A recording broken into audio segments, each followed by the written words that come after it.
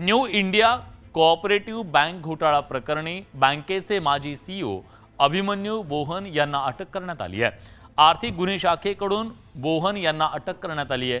122 कोटी रुपयांचा घोटाळा प्रकरणी त्यांना ही अटक करण्यात आली आहे। हजारो अशा ग्राहकांचे कोट्यवधी रुपये इथं अडकून पडलेले आहेत आणि त्यामुळे ग्राहकांचा जीव टांगणीला लागलेला आहे।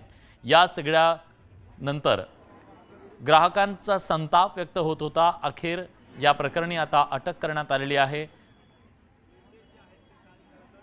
जी माहिती आपल्याला मिळते आहे त्यानुसार न्यू इंडिया कोऑपरेटिव्ह बँक घोटाळा प्रकरणी बँकेचे माजी सीईओ अभिमन्यू बोहन यांना अटक करण्यात आली आहे। आर्थिक गुन्हे शाखेने बोहन यांना अटक करून ही कारवाई केलेली आहे। 122 कोटी रुपयांच्या घोटाळ्याचं हे सगळं प्रकरण गाजतंय।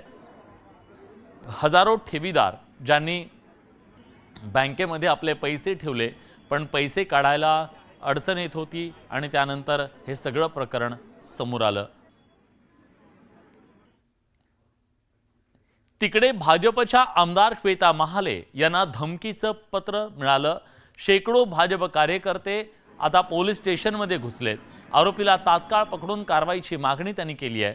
शेकडो भाजप कार्यकर्त्यांचा जमाव पोलीस स्टेशनवर चालून गेला आणि या सगळ्यांनी दोषीवर जो धमकी देणार आहे त्याच्यावर कारवाई करावी अशी मागणी केली।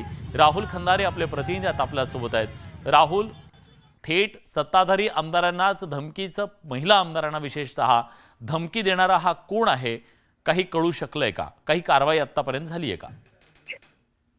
अजूनही कुठलीच कारवाई झालेली नाही आणि धमकी देणारा कोण याचा शोध जरी पोलीस घेत असले तरी बुलढाणा जिल्ह्यामधील भाजपा जे आहे ते मोठ्या प्रमाणात आक्रमक झालेली आहे। महिला भाजपा आमदार श्वेता महाले यांच्या घरी एक निनावी पत्र आलं आणि त्यामध्ये जीवे मारण्याची धमकी दिलेली आहे आणि त्या पत्रामध्ये काही आक्षेपार्ह विधान देखील त्या ठिकाणी केलेलं आहे। त्यामुळं श्वेता महाले यांच्या जीवाला मोठ्या प्रमाणात धोका असल्यामुळं श्वेता महाले आणि काही कार्यकर्ते चिखली पोलीस स्टेशन मध्ये तक्रार दाखल देण्यासाठी त्या ठिकाणी गेले। त्यांनी रीतसर धमकीचं पत्र पाठवणाऱ्या विरोधात तक्रार दिली। मात्र भाजपाचे कार्यकर्त्यांचा जो राग जो आहे तो त्या ठिकाणी अनावर झाला आणि सर्वच कार्यकर्ते जे आहेत ते चिखली पोलीस स्टेशन मध्ये घुसले। जोपर्यंत पत्र पाठवणारा आरोपीला तुम्ही अटक करत नाही तोपर्यंत पोलीस स्टेशन सोडणार नाही असा पवित्र भाजपा कार्यकर्त्यांनी घेतलेला आहे।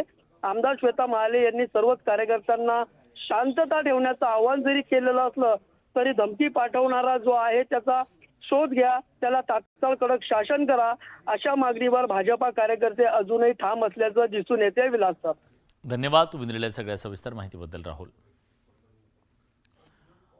या सगळ्या बातम्यांसोबत बुलेटिनमध्ये एक छोटासा ब्रेक घेतोय। कुठे जाऊ नका, पहा फक्त न्यूज 18 लोकमत।